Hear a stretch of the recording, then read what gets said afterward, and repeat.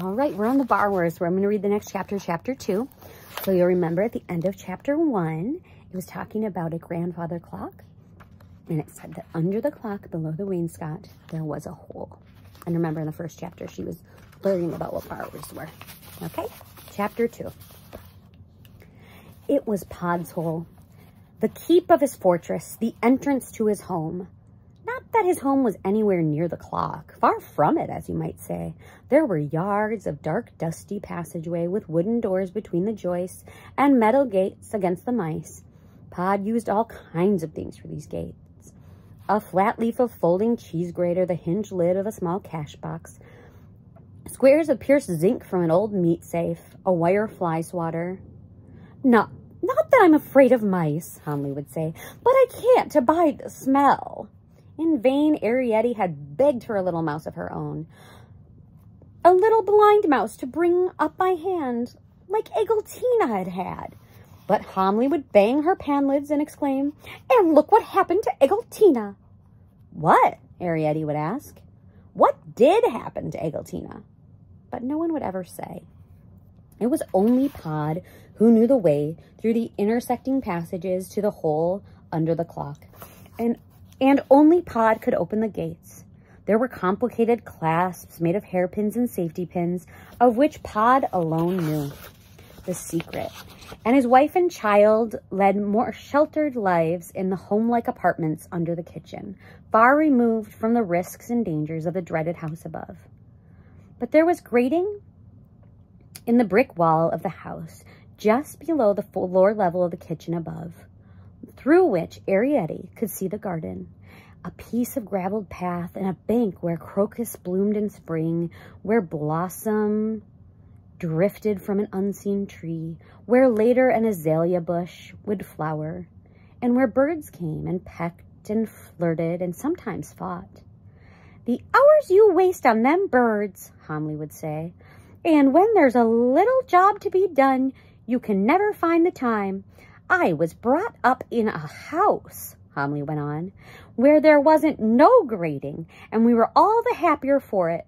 Now go off and get me the potato." That was the day when Ariette, rolling the potato before her from the storeroom down the dusty lane under the floorboards, kicked it ill-temperedly so it rolled rather faster into the kitchen, where Homily was stooping over the stove. "There you go again," exclaimed Homily, turning angrily. "Nearly pushed me into the soup. And when I say potato, I didn't mean the whole potato. You take that scissor, can't you, and cut off a slice." "Didn't know how much you wanted," mumbled Ariette. And Homily, snorting and sniffing, unhooked the blade and handle of a half pair of manicure scissors from the nail on the wall and began cutting through the peel. "You've ruined this potato," she grumbled. "Can't roll it back now in all that dust, not once it's been cut open." "Oh, what does it matter?" said Ariette. "There are plenty more." "That's a nice way to talk. Plenty more. Do you realize," Homily went on gravely, laying down the half-nail scissor, "that your poor father risks his life every time he borrows a potato?" "I meant," said Ariette, "that there's plenty more in the storeroom." "Well, out of my way now," said Homily, bustling around. "Whatever you meant, and let me get the supper." Ariette wandered through the open door into the sitting room. Ah, the fire had been lighted and the room looked bright and cozy. Homily was proud of her sitting room. The walls had been papered with scraps of old letters out of waste paper baskets, and Homily had arranged the handwriting sideways in vertical stripes which ran from the floor to the ceiling. On the walls, repeated in various colors, hung several portraits of Queen Victoria as a girl. These were postage stamps borrowed by Pod some years ago from the stamp box on the desk in the morning room. There was a lacquer trinket box padded inside and with the lid open, which they used as a settee. And that useful standby, a chest of drawers made of matchboxes. There was a round table with a red velvet cloth, which Pod had made from the wooden bottom of a pillbox supported on a carved pedestal of a knight from a chess set. This had caused a great deal of trouble upstairs when Aunt Sophie's eldest son, on a flying midweek visit, had invited the vicar for a game after dinner. I need to go back for a second because there was a whole page with a bunch. That's a picture.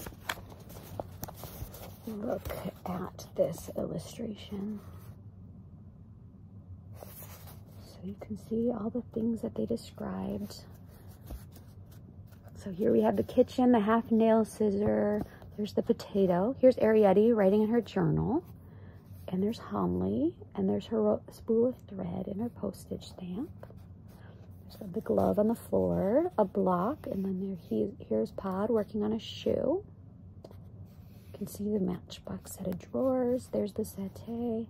There's a watch. There's like a fireplace. So cool to imagine. She's sitting on a little spool. So cool. All right. Rosa Pickhatchet, who was a housemaid at the time, gave in her notice, and after she had left, other things were found to be missing, and no one was engaged in her place. From that time onwards, Mrs. Driver ruled supreme. The night itself, its bust, so to speak, stood on a column in the corner where it looked very fine and lent that air to the room which only statuary can give. Beside the fire was a tiled wooden bookcase. Beside the fire, in a tiled wooden bookcase, stood Arietti's library.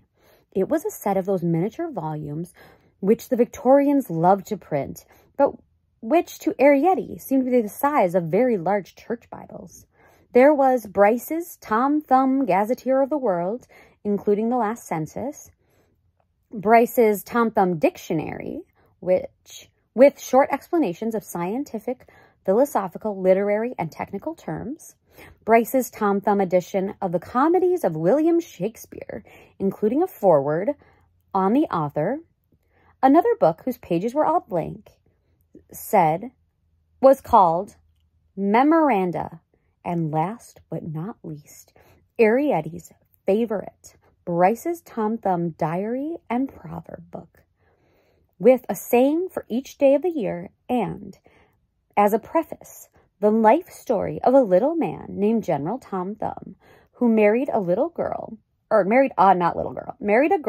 called Mercy Lavinia Bump. There was an engraving of their carriage and pair with little horses the size of mice. Arietti was not a stupid girl. She knew that horses could not be the size of mice, but she did not realize that Tom Thumb, nearly 2 feet high, would have seemed a giant to a borrower.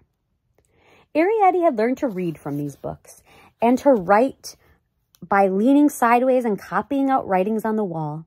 In spite of this, she did not always keep her diary, although on most days she would take the book out for the sake of the sayings, which sometimes would comfort her. Today it said, "You may go farther and fare worse," and underneath, "Order of the Garter, instituted 1348. She carried the book to the fire and sat down with her feet on the hob. "What are you doing, Arietti?" called Homily from the kitchen. "Writing my diary." "Oh," exclaimed Homily shortly. "What did you want?" asked Arietti. She felt quite safe. Homily liked her to write. Homily encouraged any form of culture. Homily herself, poor ignorant creature, could not even say the alphabet. "Nothing, nothing," said Homily crossly, banging away with the pan lids. "It'll do later." Arietti took out her pencil. It was a small white pencil with a piece of silk cord attached, which had come off a dance program. But even so, in Arietti's hand, it looked like a rolling pin. "Arietti," called Homily again from the kitchen. "Yes? Put a little something on the fire, will you?" Arietti braced her muscles and heaved the book off her knees and stood it upright on the floor. They kept the fuel, assorted slack and crumbled candle grease, in a pewter mustard pot and shoveled it out with a spoon. Arrietty trickled only a few grains, tilting the mustard spoon not to spoil the blaze. Then she stood there, basking in the warmth. It was a charming fireplace made by Arrietty's grandfather, with the cogwheel from the stables, part of an old cider press. The spokes of the old cogwheel stood up in starry rays, and the fire itself nestled in the center. Above them was a chimney piece made from a small brass funnel inverted, and this at one time belonged to an old oil lamp which had matched it, and which stood in the old days in the hall table upstairs. An arrangement of pipes from the spout of the funnel carried the fumes into the kitchen flue above. The fire was laid with matchsticks and fed with assorted slack, and as it burned up, the iron would become hot. Homley would simmer soup on the spokes in a silver thimble, and Arrietty would broil nuts. How cozy those winter evenings could be. Arrietty, her great book on her knees, sometimes reading aloud, Pod at his last. He was a shoemaker and made button boots out of kid gloves, now, alas, only for his family. And Homley quiet at last with her knitting. Homley knitted their jerseys and stockings on black-headed pins, and sometimes on darning needles. A great reel of silk or cotton would stand table high beside her chair, and sometimes, if she pulled too sharply, the reel would tip up and roll away out the open door into the dusty passage beyond, and Arrietty would be sent after it to rewind it carefully as she rolled it back. The floor of the sitting room was carpeted with deep red blotting paper, which was warm and cozy and soaked up spills. Homley would renew it at intervals when it became available upstairs. But since Aunt Sophie had taken to her bed, Mrs. Driver seldom thought of blotting paper, unless suddenly there were guests. Homley liked things which saved washing and drying. Washing, because drying was difficult under the floor. The water they had in plenty, hot and cold, thanks to Pod's father, who had tapped the pipes from the kitchen boiler. They bathed in a small tureen, which once had held pâté de foie gras. When you had wiped out your bath, you were supposed to put the lid back to stop people from putting things in it. The soap, too, a great cake of it, hung on a nail in the scullery, and they scraped pieces off. Homley liked coal tar, but Pod and Arrietty preferred sandalwood. "What are you doing now, Arrietty?" called Homley from the kitchen. "Still writing my diary." Once again, Arrietty took hold of the book and heaved it back onto her knees. She licked the lead of her great pencil and stared a moment deep in thought. She allowed herself, when she did remember to write, one little line on each page, because she would never, of this she was sure, have another diary. And if she could get 20 lines on each page, the diary would last for 20 years. She had kept it for nearly 2 years already, and today, 22nd March, she read last year's entry. Mother Cross.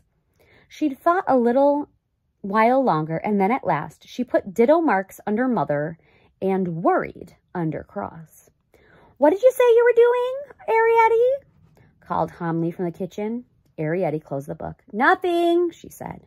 "Then chop me up this onion. There's a good girl. Your father's late tonight." And that's the end of that chapter. All right, 2 chapters down. There's a bunch more to go. I hope that you're liking it so far. Love you.